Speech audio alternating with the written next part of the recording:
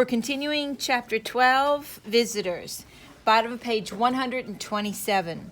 As he took Kane into the shed, Charley did think. He'd been eager to fight to avenge Johnny at first. Other men never seemed to lose that eagerness. Look at Silas and the three generals he had seen. You bet they liked it. You could tell by the way they acted and talked. Granny Bent was right, but would he ever tell her so? Never. Another birthing came call toward the end of the month at dawn. Once more, Charley was locked in the hen house. He resented this now more than ever. The old woman ought to start trusting him.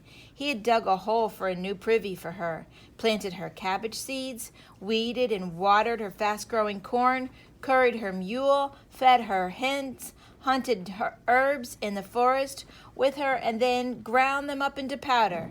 He helped her make lye soap, boiled quilts outside in a big iron pot over a fire, washed yard bottles. He had done everything she required of him, and he never once talked back. Charley hated being locked up, and this time he planned to do something about it. Through a chink in the henhouse wall, he watched Granny Bent and the old mountaineer ride off together, and then smiling, he went to the opening the hens and the rooster used. He knew the old wood there was rotten. He pried the wood apart and squeezed through the much larger space. Grinning, he propped up on the rotten boards where they had been before, making them seem natural.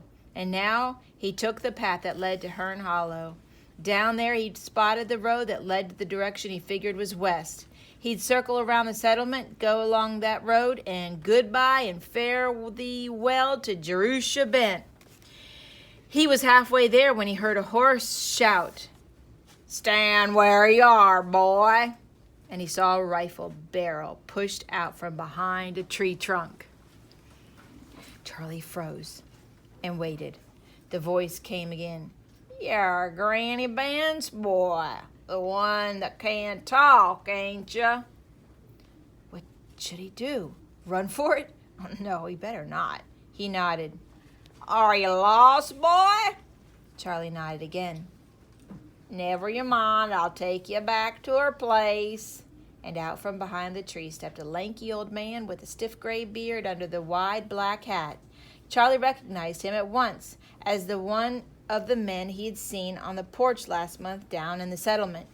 "Get back up on the trail, I'll tell you which way to go." So Charley, his hopes blasted, was driven back to the Bent farm.